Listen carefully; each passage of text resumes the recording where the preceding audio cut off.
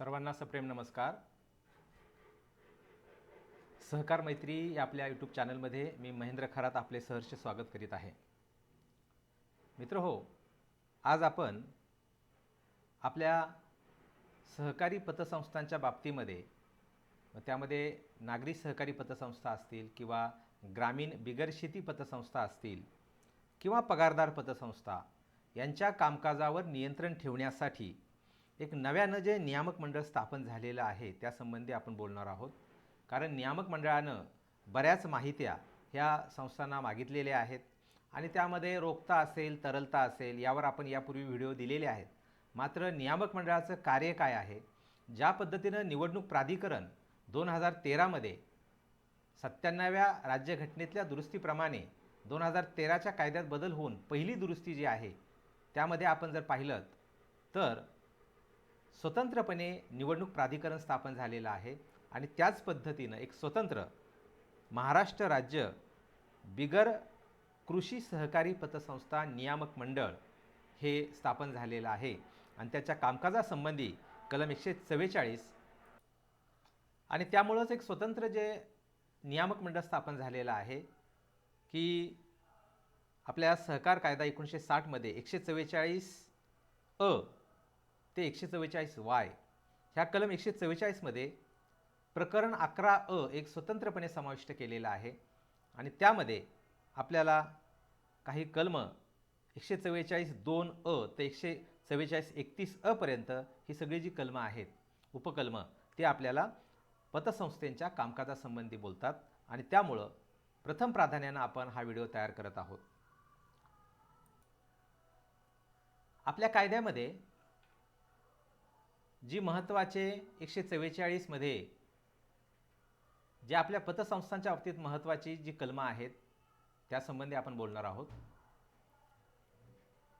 144 उपकलम 4 अ प्रमाणे पतसंस्थांचा उद्देश ठेवी स्वीकारणे आणि तारणी व विनातारणी कर्ज देणे हा असणार आहे. म्हणजे नियामक मंडळ ज्याला आपण रेग्युलेटिंग अथॉरिटी म्हणतो, तर नियामक मंडळ यापुढं पतसंस्थेच्या सर्व प्रकारच्या कारभारावर नियंत्रण ठेवणार आहे. ज्या पद्धतीनं नागरी बँकांवर रिझर्व्ह बँकेचं नियंत्रण असतं त्याच पद्धतीनं नियामक मंडळ यापुढं स्वतंत्रपणे आपल्या पतसंस्थांच्या कामकाजावर सर्व प्रकारचं नियंत्रण ठेवणार आहे.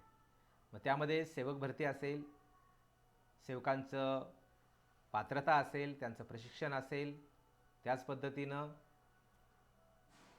NPA असेल किंवा कर्जाच्या बाबतीमध्ये काही धोरणं असतील, ठेवीच्या बाबतीमध्ये मर्यादा असेल, तर या सगळ्याच बाबतीमध्ये आपल्याला यापुढे नियामक मंडळ नियंत्रण ठेवणार आहे. आणि त्यामुळं काही कलमं महत्त्वाची कलमं आपण इथं घेतलेली आहेत आणि थोडक्यात आपल्यासमोर मी मांडण्याचा प्रयत्न केलेला आहे. तत्पूर्वी आपलं हे जे सहकार मैत्री चॅनल आहे ते जास्तीत जास्त लोकांपर्यंत कसं जाईल यासाठी आपण आवर्जून प्रयत्न करावा आणि जो भरभरून प्रतिसाद आपण दिलेला आहे तो जास्तीत जास्त लोकांपर्यंत आपलं सहकार मैत्री चॅनल हे पोहोचेल यासाठी आपण सर्वतोपरी प्रयत्न करावा. 5 अ असं म्हणत आहे की सभासद नसलेल्या व्यक्तीकडून ठेवी स्वीकारण्यास प्रतिबंध आहे. याआधीही माननीय सहकार आयुक्तांनी आपल्याला वेळोवेळी सूचना केलेल्या आहेत. मात्र असं असलं तरी अनेक पतसंस्थांनी त्याचं पालन वेळच्या वेळी केलेलं नाही आहे आणि त्यामुळे स्वतंत्रपणे 5 अ असं आपल्याला सांगतं आहे की यापुढं बिगर सभासदांच्या ठेवी स्वीकारू नयेत. मात्र नुकताच गेल्या 2 महिन्यापूर्वी शासन निर्णय झालेला आहे आणि पगारदार पतसंस्था ज्या असतात आणि पगारदार पतसंस्थांमध्ये जे निवृत्त सेवक असतात ते बऱ्याचदा त्यांच्या ठेवी ठेवतात. त्यांच्या बाबतीमध्ये नुकताच माननीय मंत्रिमंडळाने निर्णय घेतलेला आहे. मात्र कायद्यात त्याचं परिवर्तन होणं बाकी आहे, आपल्यापर्यंत ते आलेलं नाही आहे आणि त्यामुळं पगारदार पतसंस्थांनी जर निवृत्त सभासदांच्या ठेवी स्वीकारलेल्या असतील तर त्या बाबतीमध्ये अट ही यापुढे शिथिल होण्याची शक्यता आहे. मात्र नागरी पतसंस्था आणि ग्रामीण बिगर शेती पतसंस्था यांनी कोणत्याही प्रकारचा मग तो ठेवीचा व्यवहार असेल, बचत ठेव असेल, दैनंदिन ठेव असेल, मुदत ठेव असेल, कुठल्याही प्रकारे ठेवीचा किंवा कर्जाचा व्यवहार हा सभासद करून घेतल्याशिवाय करू नयेत असं 5 अ मध्ये सांगितलेलं आहे. पुढच्या कलमामध्ये 6 अ मध्ये 144 6 अ मध्ये मालाची खरेदी विक्री करण्यास प्रतिबंध केलेला आहे. म्हणजेच ज्या पद्धतीनं कृषी उत्पन्न बाजार समित्या काम करतात तशा पद्धतीने आपल्याला मालाची खरेदी विक्री करता येणार नाही आहे. कलम 7 जे आहे ते थोडंसं नागरी बँकांना जशा सूचना केलेल्या आहेत की नागरी बँकांनी आवश्यक तीच स्थावर मालमत्ता धारण करावी आणि तशा पद्धतीनं जादा स्थावर मालमत्ता जर नागरी पतसंस्थेकडे असेल किंवा ग्रामीण बिगरशेती पतसंस्थेकडे असेल किंवा पगारदार पतसंस्थेकडे असेल तर 7 कलम असं सांगतं की आपण 7 वर्षामध्ये त्याची जी काही विक्री असेल किंवा जी काही विल्हेवाट आहे ती लावायची आहे. 8 मध्ये आपल्याला व्यवस्थापन खर्च त्याची मर्यादा 2% ही दिलेली आहे आणि त्यामुळं पूर्वी 2.5% आपल्या गुणपत्रिकेमध्ये होती. मात्र नागरी पत असो, ग्रामीण बिगरशेती किंवा पगारदार या सगळ्यांच्याच बाबतीत आपण नियामक मंडळ काम करतं आणि त्या बाबतीमध्ये आपल्याला यापुढं व्यवस्थापन खर्चाचे खेळत्या भांडवलाशी प्रमाण म्हणजे ताळेबंदाच्या बेरजेशी प्रमाण जे आहे ते 2% एवढंच असलं पाहिजे. पूर्वी 2.5% मर्यादा होती, आता मात्र ती आस्थापना आणि प्रशासकीय या दोन्ही बाबतीमध्ये ही सूचना केलेली आहे. त्यानंतर आपल्याला बँकिंग रेग्युलेशन ॲक्ट प्रमाणे कलम 18 जे CRR म्हणतो आपण, याबद्दल आपण स्वतंत्र व्हिडिओ आपल्याला दिलेली आहे, त्याची लिंक पण या व्हिडिओमध्ये मी पुढे देणार आहे, जेणेकरून CRR आणि SLR याची माहिती आपल्याला व्हावी यासाठी या आधीचे जे व्हिडिओ आहेत ते पुन्हा इथं मी शेअर करणार आहे लिंकमध्ये. मात्र 9 मध्ये आपल्याला असं सांगितलं गेलेलं आहे की रोखता जे आहे म्हणजेच काय की ताळेबंदाच्या देणे बाजूला जर 100 रुपये एकूण ठेव असेल सर्व प्रकारची ठेव तर त्यापैकी कमीत कमी 5% रक्कम ही आपल्या रोखीमध्ये आणि बचत किंवा बँकेच्या बचत किंवा चालू ठेव खात्यामध्ये किंवा 14 दिवसाच्या आत जे कॉल डिपॉझिट आपण म्हणतो तर अल्प मुदतीच्या ठेवीमध्ये आपण गुंतवली पाहिजे. की कलम 18 प्रमाणे जर डिमांड डिपॉझिट म्हणजे मागता क्षणी आपल्या लोकांना पैसे परत करता यावेत हे बँकिंगचे जे धोरण आहे ते आपल्याला लागू आहे. आता इथं मात्र नियामक मंडळानं जरी कलम 144 मध्ये असं म्हटलेलं असलं की ते 5%, तरी नियामक मंडळानं जे नुकतंच आपल्याला परिपत्रक दिलेलं आहे त्यामध्ये हे प्रमाण 1% असेल तरी चालेल अशी सूचना त्यामध्ये केलेली आहे. ते परिपत्रकसुद्धा यापुढं आपण दिलेलं आहे. 10 प्रमाणे कायदेशीर तरलता आहे म्हणजेच एकूण ठेवीच्या कमीत कमी 25 ते 40% रक्कम आपण बँकेच्या मुदत ठेवीमध्ये गुंतवली पाहिजे किंवा आपण ही गुंतवणूक ही जी राखीव निधी गुंतवणूक केलेली आहे किंवा इमारत निधी म्हणजे भांडवली गुंतवणूक जी ताळेबंदाच्या येणे बाजूला केलेली आहे ती गुंतवणूकसुद्धा आपण यामध्ये धरू शकता. बऱ्याचदा संस्थांना ह्या अडचणी येतात की सर मुदत ठेव गुंतवणूकच त्यामध्ये घ्यायची का, तर आपण ज्या भांडवली नफ्यातून काढलेले जे निधी आहेत त्यांचे जे गुंतवणुकी असतात त्यासुद्धा आपण कायदेशीर तरलतेमध्ये घेऊ शकतो किंवा जर आपण काही बॉन्ड खरेदी केलेले असतील किंवा केंद्र शासनाच्या उपक्रमाप्रमाणे आपण त्यामध्ये काही शेअर्समध्ये पैसे गुंतवलेले असतील तर ती रक्कमसुद्धा आपण कायदेशीर तरलतेमध्ये घेऊ शकतो. आता इथं जरी 10 मध्ये 25 ते 40% असलं तरी नियामक मंडळानं नुकतंच जे आपल्याला परिपत्रक दिलेलं आहे त्यामध्ये ते प्रमाण हे 25% आहे. पूर्वी 23% होतं पण आता सध्याचं आपलं प्रमाण जे आहे ते 25% आहे. यानंतर 11 प्रमाणे संचालक व त्यांचे कुटुंबीय त्याला नातेवाईक आपण म्हणतो. आता संचालक व त्याचे नातेवाईक म्हणजे काय तर याची जी व्याख्या आहे ती आपल्याला कलम 75 मध्ये दिलेली आहे आणि त्यामुळं इथं स्पष्ट सूचना केलेली आहे की नागरी बँकांना तशा पद्धतीने संचालकांना कर्ज घेता येत नाही. आपल्याकडे मात्र एक सूचना केलेली आहे की आपण तारणी कर्ज हे देऊ शकता. आता तारणी कर्ज देत असतानाच आपण जर मुदत ठेवीच्या तारणावर कर्ज देत असाल किंवा सोने तारण तर ते इथं लागू नाही आहे. मात्र संचालक व त्यांचे कुटुंबियांना फक्त तारणी कर्ज दिलं पाहिजे. याबद्दलसुद्धा माननीय सहकार आयुक्तांनी परिपत्रक दिलेलं आहे की एकूण येणे कर्जाच्या जवळजवळ 5% रक्कम ही या संचालकांच्या बाबतीमध्ये असू शकते. संचालक किंवा त्याच्या नातेवाईकांना आपण देऊ शकता. यानंतर 12 प्रमाणे विद्यमान माजी संचालक व संचालक हितसंबंधी यांचे कर्ज निबंधकाचे पूर्वपरवानगीशिवाय माफ करता येत नाही. तर इथं आपल्याला एक सूचना केलेली आहे की आपण आजी माजी संचालकांचे किंवा त्यांचे कुटुंबीय यांचे कर्ज मग ते मुद्दल असेल किंवा व्याज असेल ते जर माफ करायचं असेल तर आपल्याला निबंधकांकडे प्रस्ताव द्यावा लागेल आणि तशा पद्धतीनं परस्पर आपण कुठली माफी देऊ नका ही सूचना यामध्ये केलेली आहे. 13 प्रमाणे नियामक मंडळाचे जे कार्य जे आहे ते कार्य हे सहकार कायद्यानुसार महाराष्ट्र शासन त्यामध्ये एक रचना करील ही सूचना त्यामध्ये 13 मध्ये केलेली आहे. आता 14 मध्ये साधारणपणे हे जे नियंत्रण ठेवण्यासाठी स्वतंत्र मंडळ असणार आहे त्या मंडळामध्ये साधारण कोण लोक आहेत त्याची रचना 14 मध्ये दिलेली आहे. त्यामध्ये या नियामक मंडळाचे जे अध्यक्ष आहेत ते आपल्या सहकार खात्याचे प्रमुख, आयुक्त व निबंधक सहकारी संस्था महाराष्ट्र राज्य पुणे हे त्याचे प्रमुख असणार आहेत. त्यानंतर सचिव म्हणून उपनिबंधक सहकारी संस्था डेप्युटी रजिस्ट्रार ज्याला आपण म्हणतो त्यांच्या दर्जाचा अधिकारी हा तिथे सचिव म्हणून काम करणार आहे. त्याच पद्धतीने आपल्याला असं दिसतंय की नागरी बँका जसे कामं करतात तशा पद्धतीने कामं ही पतसंस्थांनी काटेकोरपणे किंवा शिस्तबद्ध पद्धतीने कामं करावीत यासाठी 2 महाव्यवस्थापक दर्जाचे निवृत्त अधिकारी इथं संचालक म्हणून घेतलेले आहेत. त्याच पद्धतीनं चार्टर्ड अकाउंटंट हे महत्त्वाची एक हिशोबासाठीची महत्त्वाचं पद आहे ते सुद्धा यामध्ये घेतलेलं आहे. आणि त्याचबरोबर असं होऊ नये की पतसंस्थांना असं वाटू नये, मग ते पगारदार असेल, नागरी पत असेल, ग्रामीण बिगर शेती की आमचे प्रतिनिधी नाही आहेत, आणि त्यामुळं साधारणपणे 4 संचालक प्रतिनिधी म्हणून आपल्या या नियामक मंडळामध्ये संचालक मंडळामध्ये असणार आहेत. आता इथं 15 मध्ये अशी सूचना केलेली आहे की हे जे मंडळ आहे नियामक मंडळ यांचे जे सचिव असतील ते साधारणपणे उपनिबंधक दर्जाच्या कमी नसावेत. 16 प्रमाणे यामध्ये जे अशासकीय सदस्य आहेत, उदाहरणार्थ आपण पाहिलं की यामध्ये चार्टर्ड अकाउंटंट आहे, 2 बँकेचे अधिकारी आहेत किंवा 4 पतसंस्थांचे प्रतिनिधी आहेत, तर हे जे अशासकीय सदस्य आहेत ते साधारणपणे नियुक्ती केल्यानंतर 3 वर्ष काम करतील. मात्र 17 असं म्हणतं की असे जे अशासकीय सदस्य आहेत ते पुनर्नियुक्ती म्हणून एकदा परत त्यांना निवडलं जाऊ शकतं आणि ते त्यांचा राजीनामा हे अध्यक्षांना म्हणजेच मान्य आयुक्तांना देणार आहेत. अशासकीय जे सदस्य आहेत या अशासकीय सदस्यांना पदावरून दूर करता येईल हे 19 मध्ये म्हणणं मांडलेलं आहे. आता यामध्ये भारतीय करार कायद्याची जी महत्त्वाची कलमं असतात तीच इथं लागू केलेली आहेत.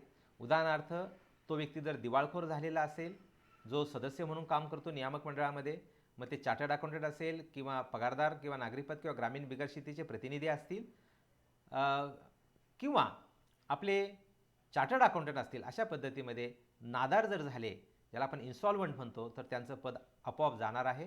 नैतिक अधःपतन ज्याला आपण म्हणतो मॉरल टर्पिट्यूड, तर अशा पद्धतीनं नैतिक अधःपतन याबद्दल जर काही दोषी असेल तर पद सोडावं लागेल. त्यानंतर कोणत्याही अपराधाबद्दल दोषी मानलेला आहे, म्हणजे फक्त ॲक्यूज नसावा, संशयित आरोपी नसावा, तर न्यायालयानं तो अपराध सिद्ध केलेला असावा, न्यायालयानं त्याला कारावासाची शिक्षा दिलेली असावी, असे सदस्य हे पदावरून जाणार आहेत. विकलमनाचा असल्यास, आता विकलमनाचा आपण भारतीय करार कायद्यामध्ये जर पाहिलं तर कलम 11 मध्ये हे दिलेलं आहे की ज्याला आपण म्हणतो की मनस्थिती कशी आहे, आणि त्यामुळं जर मानसिक स्थिती ही योग्य नसेल तर अशा व्यक्तीला सुद्धा त्यामध्ये पदावर राहता येणार नाही आहे. 19 मध्ये असं म्हटलेलं आहे की जर एखादं पद रिक्त झालं तर ते पद हे भरता येणार आहे, आणि यासाठीची जी रचना आहे ती या आधीच्या कलमात 20 मध्ये जे आपण सांगितलेली आहे त्या पद्धतीने माननीय आयुक्त तशा पद्धतीने ती पदं ही घेणार आहे. 21 प्रमाणे अशासकीय सदस्य म्हणून उदाहरणार्थ मग चार्टर्ड अकाउंटंट असतील किंवा 4 संचालक हे पतसंस्थांचे प्रतिनिधी आहेत, हे जे लोक आहेत किंवा 2 महाव्यवस्थापक दर्जाचे निवृत्त बँकांचे प्रतिनिधी, ज्या बँकांचे 200 कोटीपेक्षा जास्त अशा पद्धतीनं ठेवी आहेत, तर अशा ज्या मोठ्या बँकांचे निवृत्त महाव्यवस्थापक आहेत हे जे अशासकीय सदस्य म्हणून काम करणार आहेत, तर त्यांचा जो भत्ता आहे, उपस्थिती भत्ता ज्याला आपण म्हणतो किंवा दैनिक भत्ता, तो या निधीमधून भागवला जाणार आहे. आणि यासाठी 21 प्रमाणे एक स्वतंत्र स्थिरीकरण व तरलता सहाय्यता निधी काढता येणार आहे. आता स्थिरीकरण आणि सहाय्यता निधी याबद्दल या आधी माननीय सहकार आयुक्तांनी आपल्याला परिपत्रकं दिलेली आहेत, त्यामध्ये 0.50 वगैरे अशा सूचना केलेल्या होत्या. मात्र कोविडच्या काळामध्ये पुन्हा एक परिपत्रक आलेलं आहे की सध्या आपण हे स्थिरीकरण निधी हे देण्याची आवश्यकता नाही आहे, मात्र आपल्याला वार्षिक आपण ज्यावेळेस आपले हिशोब करणार आहोत, आपल्या नफ्याची विभागणी आपण करणार आहोत, त्यावेळेस आपल्याला हे स्थिरीकरण व तरलता सहाय्य निधी हा माननीय आयुक्त ज्याप्रमाणे आपल्याला सूचना करतील त्या पद्धतीनं हा सहाय्यता निधी हा दरवर्षी आपल्याला काढावा लागणार आहे आणि तशा पद्धतीनं तो नियामक मंडळाला द्यावा लागणार आहे. त्याचं कारण असं आहे की हा जो स्थिरीकरण आणि सहाय्यता निधी आहे हा मुख्यतः हे जे सदस्य आहेत यांच्या दैनिक भत्त्या किंवा ज्याला आपण उपस्थिती भत्त्याबरोबरच ज्या संस्थांचा तरलता किंवा ज्याला आपण म्हणतो ज्या संस्था ठेवी परत करू शकत नाही आहेत किंवा ज्या संस्थांचा CRR आणि SLR हा योग्य पद्धतीने मेंटेन केला जात नाही आहे, त्यांना काही प्रमाणामध्ये मदत करण्यासाठी ही यंत्रणा केलेली आहे.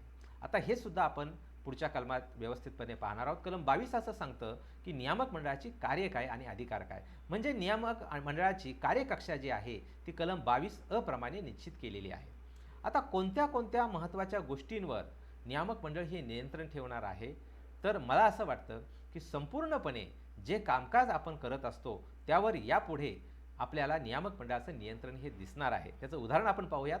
कलम 22 मध्ये आपण ज्या सभासदांकडून ठेवी गोळा करतो त्याची मर्यादा जी आहे ती मर्यादा आपल्याला नियामक मंडळ ठरवणार आहे. आता यामध्ये पण नियम 35 आहे की वसूल भागभांडवल अधिक राखीव निधी अधिक इमारत निधी याच्या 10 पट एवढ्या आपण ठेवी घेऊ शकतो. हे आपल्याला पतसंस्थेला मर्यादा आहे आणि ती नियम 35 मध्ये आहे. सहकार नियम 1961 नियम 35 मध्ये ही मर्यादा दिलेली आहे, ती इथं पाळायची आहे. सभासदाला कर्ज देण्याची कमाल मर्यादा. आता इथं सुद्धा आपण जर CD रेशो पाहिला तर आपल्याला ही मर्यादा 65 ते 70% म्हणजे 100 रुपये ठेवी असतील तर 65 ते 70% आपण कर्ज वाटू शकता. ह्या सूचना जरी आपल्याला असल्या तरी यापुढं पोट नियमामध्ये काहीही जरी असलं, म्हणजे आता आपण पोट नियमावर बोट ठेवायचं नाहीये, तर पोट नियमामध्ये काही जरी असलं तरी नियामक मंडळानं त्यावर काही सूचना केल्या तर नियामक मंडळानं दिलेल्या सूचना याला प्रथम कायदा मानायचा आहे आणि त्या सूचनांचं पोट नियमाच्या तरतुदीपेक्षाही महत्त्व सुपिरियर ज्याला आपण म्हणतो ती ही परिपत्रकं होणार आहेत आणि त्यामुळे नियामक मंडळाने ज्या सूचना केल्या त्या प्रथम प्राधान्यानं आपल्याला करायच्या आहेत. यानंतर कायदेशीर ज्याला आपण म्हणतो की रोखता आणि कायदेशीर तरलता हे प्रमाण आपल्याला यापुढं नियामक मंडळ ठरवणार आहे की जे रोखता निधीचं प्रमाण 1% दिलेलं आहे, कायदेशीर तरलता निधीचं प्रमाण आपल्याला 25% दिलेलं आहे आणि दर तिमाहीला याची माहिती माननीय निबंध कार्यालयाला आपल्याला सादर करायची आहे, ती सूचना इथं केलेली आहे. त्यानंतर स्थिरीकरण व तरलता सहाय्य निधीमध्ये अंशदान जे आहे म्हणजे आपल्या नफ्याच्या आपल्या एकूण ठेवीच्या किती प्रमाणामध्ये रक्कम ही ह्या निधीमध्ये वर्ग करायची आहे आणि आपलं हिशोबी वर्ष संपल्यानंतर तातडीनं आपण 1 महिन्याच्या आत ती रक्कम वर्ग करावी अशा पद्धतीचं सूचना ह्या त्यामध्ये दिलेल्या होत्या. मात्र नव्यानं सूचना येणार आहेत, मात्र आपल्याला ही तयारी करावी लागणार आहे. त्यानंतर स्थिरीकरण निधी परताव्याबाबत हे सुद्धा पात्र संस्था ज्या आहेत त्या सहकार खातं किंवा नियामक मंडळ ठरवणार आहे की अशा कोणत्या संस्था आहेत की त्या संस्था त्यांचा तरलता सहाय्यता निधी हा टिकू शकत नाहीयेत किंवा त्यांच्या ठेवी परत करू शकत नाहीयेत आणि मग त्यांना मदत करण्याची गरज आहे. यानंतर प्रशासकीय आणि आस्थापना खर्च ठरवला जाणार आहे. यासाठी सुद्धा सध्या आपण जर पाहिलं तर 2% दिलेला आहे, पूर्वी 2.5% होता. तर हे सुद्धा 1/8/21 मध्ये जे परिपत्रक आलेलं आहे त्यामध्ये बदल केलेले आहेत. त्यानंतर NPA कसा असावा, किती असावा, त्याचं वर्गीकरण कसं असावं. जसं आपण म्हणतो की 90 दिवसापर्यंत 0.25% असेल, मग 12 महिने ते 24 महिने, 24 महिने ते 48 महिने, 48 महिने ते 60 महिने, 60 महिन्याच्या वरील आणि बुडीत कर्ज 100% तरतूद, हे जे वर्गीकरण साधारणपणे आहे तर हे अनुत्पादक कर्ज वर्गीकरण यामध्ये सुद्धा बदल हे नियामक मंडळ सुचवू शकणार आहे. यानंतर आता नव्यानं हे नियामक मंडळ आपल्या संस्थेमध्ये चतुर्थ श्रेणी कर्मचारी सोडला तर सर्व प्रकारचे जे सेवक असतात म्हणजे व्यवस्थापक ज्याला आपण म्हणतो, मुख्य कार्यकारी अधिकारी की ज्याला आपण कार्यलक्षी संचालक म्हणू शकतो, मुख्य कार्यकारी अधिकारी असतील किंवा सिनियर ऑफिसर्स असतील किंवा कर्मचारी असतील, यांची शैक्षणिक पात्रता आणि अनुभव काय असावा आणि त्यांचं प्रशिक्षण याचं संपूर्ण धोरण जे आहे आणि प्रत्यक्ष यामध्ये सूचना हे नियामक मंडळ करणार आहे.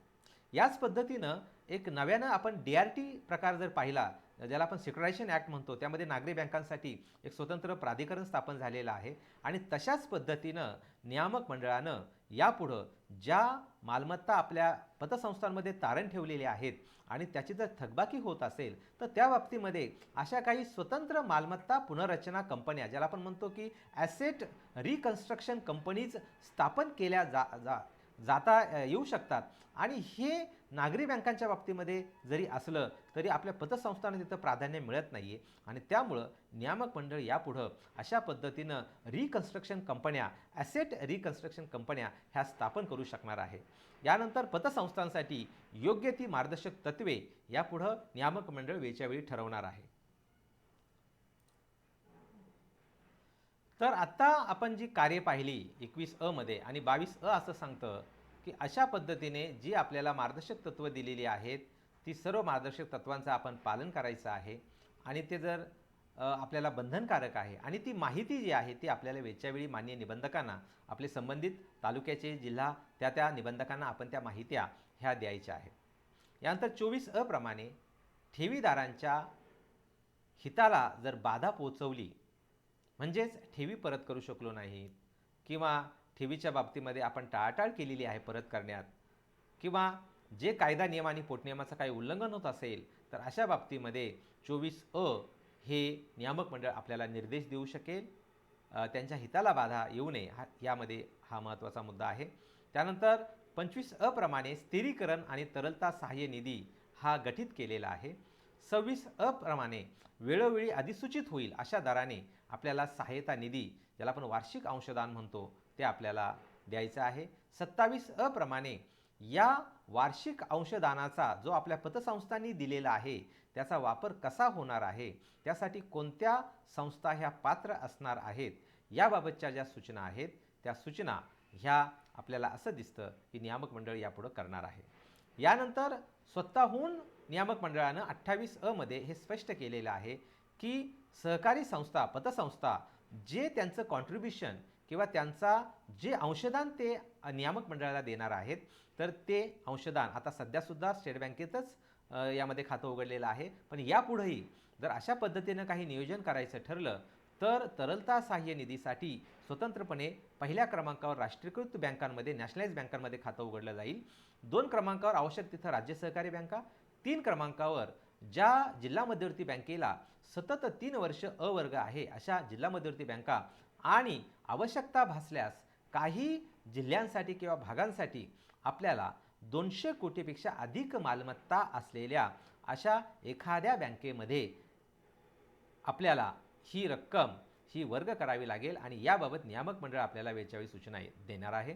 मात्र नियामक मंडळानं हेही स्पष्ट केलेलं आहे की अशा पद्धतीनं आम्ही हे जे अंशदान गुंतवणार आहोत तर 20% जास्त अंशदान आम्ही एका बँकेमध्ये गुंतवणार नाही आहेत. ती सूचना 28 मध्ये आपल्याला त्यामध्ये त्यांनी दिलेली आहे किंवा त्यांनी स्वतःहून त्यामध्ये ते घोषित केलेलं आहे.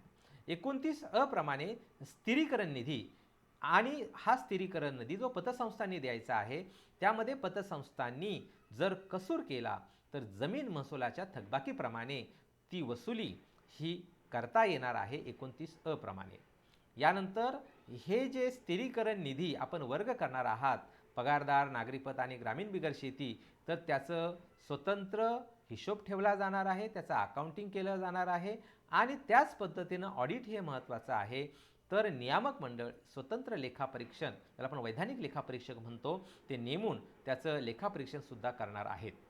आता शेवटचा मुद्दा यामध्ये ज्याला आपण दंड म्हणतो किंवा फाईन म्हणतो, यासंबंधी अतिशय कठोरपणे आपल्याला सूचना 31 मध्ये केलेल्या आहेत.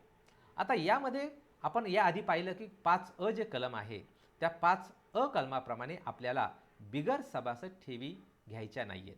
मात्र पगारदारच्या बाबतीमध्ये थोडीशी अट शिथिल होणार आहे, तर ते अद्याप परिपत्रक प्राप्त नाही आहे. मात्र नागरीपत संस्था किंवा ग्रामीण बिगर शेती यांनी बाबत कुठल्याही प्रकारे बिगर सभासदांच्या ठेवी स्वीकारू नयेत, आणि अशा पद्धतीने आपण ठेवी स्वीकारल्या तर ते 5 या कलमाचं उल्लंघन होणार आहे. त्याच पद्धतीनं 24 प्रमाणे ठेवीदारांच्या हितसंबंधांना बाधा आल्यास, म्हणजे 2 प्रकार यामध्ये आणलेले आहेत.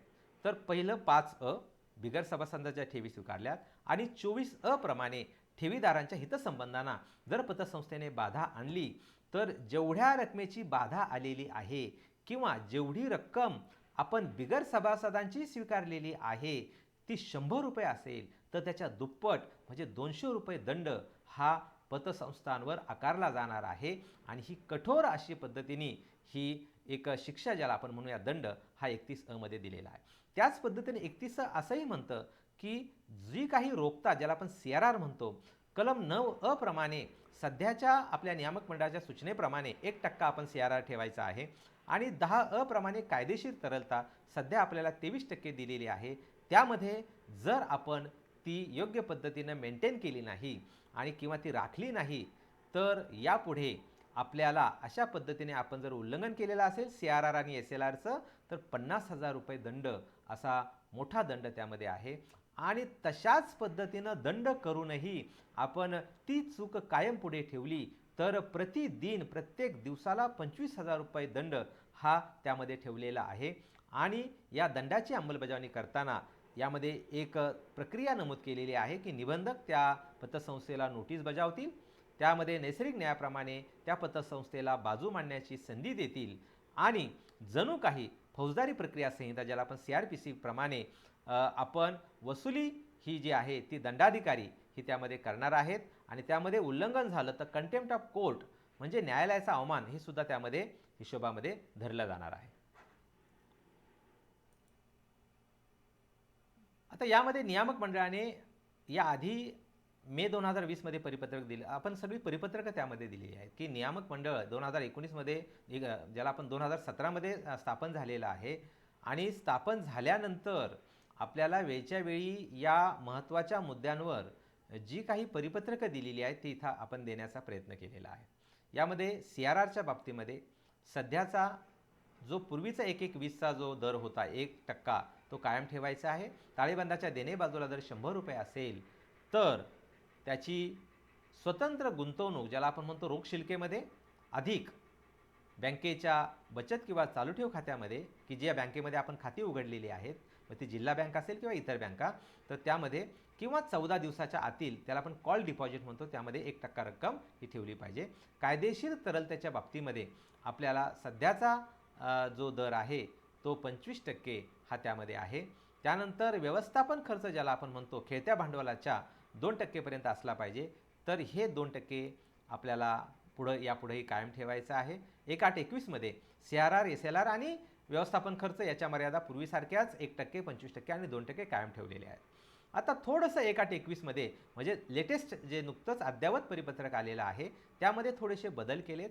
पूर्वी 13/5/2020ला जे परिपत्रक होतं त्यामध्ये बदल होऊन आपल्याला त्यामध्ये 1%नं साधारणपणे त्यामध्ये बदल दिसत आहेत. उदाहरण आपण जर पाहिलं तर ठेवीचा कमाल किंवा जास्तीत जास्त व्याजदर हा आता यापुढे 9.5% पेक्षा जास्त नसावा. पूर्वी तो 10.5 होता, आता पुन्हा आपल्याला 1%नं ठेवीचा व्याजदर हा कमी करायचा आहे. म्हणजे जास्तीत जास्त ठेवीचा व्याजदर, मुदत ठेवीचा व्याजदर हा 9.5% असेल. मग त्या पगारदार असो, नागरी पद असो किंवा ग्रामीण बिगर शेती. त्यानंतर तारणी कर्जाचा कमाल व्याजदर हा पूर्वी 14% होता, तो 1/8/21 पासून 13% केलेला आहे आणि तातडीने आपण याची लगेच अंमलबजावणी करायची आहे कारण ही सूचना 1/8/2021 मध्ये केलेली आहे. आता विनातारणी कर्ज ज्याला आपण जामीनकी कर्ज म्हणतो, तर विनातारणी कर्जाचा जो जास्तीत जास्त व्याजदर आहे तो 15% आहे. त्याच पद्धतीनं पगारदारच्या बाबतीमध्ये थोडासा इथं एक वेगळा बदल आहे की पगारदार पतसंस्थांना साधारणपणे 6 ते 12% हा व्याजदर त्या पोटनियमामध्ये दिलेला आहे. मात्र त्यामध्ये 12% हा दर आपण कायम ठेवलेला आहे नियामक मंडळानं. इथं मात्र एक बदल केलेला आहे की जर आपण बाहेरून कर्ज घेतलं असेल तर आपण समजा जिल्हा बँकेकडून कर्ज घेतलं तर जिल्हा बँक जो व्याजदर ठरवणार आहे त्याच्यापेक्षा 2% जास्त एवढा व्याजदर तुम्ही घेऊ शकता. मग त्यामध्ये असं होऊ शकतं की 12 ऐवजी 13%नी सुद्धा पगारदार पतसंस्थेला, मात्र ही अट फक्त पगारदार पतसंस्थेची आहे आणि ती तिथं आपल्याला दिसते. आणि त्यानंतर ठेवीचा व्याजदर आणि कर्जाचा व्याजदर यामध्ये 3% पेक्षा जास्त अंतर असावे. हे सुद्धा आपण या आधीच्या व्हिडिओमध्ये ठेवीचा व्याजदर कसा काढायचा, कर्जाचा व्याजदर कसा काढायचा हे दिलेलं आहे. उदाहरणार्थ ठेवीचा व्याजदर काढताना वर्षभरामध्ये ठेवीवर झालेला खर्च भागिले ठेवीची सरासरी गुणिले 100, कर्जाचा व्याजदर काढताना वर्षभरामध्ये सभासद कर्जावरील व्याजाचं उत्पन्न भागिले कर्जाची सरासरी गुणिले 100 हे प्रमाण आपल्याला 3% मेंटेन करायचं आहे. आणि विशेष म्हणजे आपल्याला स्वतंत्रपणे परिपत्रकामध्ये आपण पतसंस्थांनी वैयक्तिक किती कर्ज द्यावं आणि सामूहिक किती कर्ज द्यावं, मग ती पगारदार असेल किंवा नागरीपद असेल, तर नागरीपद आणि ग्रामीण बिगर शेती पतसंस्थांच्या बाबतीमध्ये स्वतंत्रपणे 1 ते 10 परिशिष्ट दिलेली आहेत. आणि यापुढं आपल्याला कर्ज देताना आपल्या संस्थेचा जो ताळेबंदाची बेरीज आहे आणि जो स्वनिधी आहे या 2 गोष्टी हिशोबात घेऊन कर्ज मर्यादा ही ठरवलेली आहे. त्यामुळे त्याची काळजी आपण घ्या आणि तशा पद्धतीने जे आपल्याला 13/5/2020 आणि 1/8/21 जी परिपत्रकं दिलेली आहेत त्या पद्धतीनेच कर्ज धोरण आणि कर्ज वाटप देण्याचा प्रयत्न हा पतसंस्थांनी केला पाहिजे.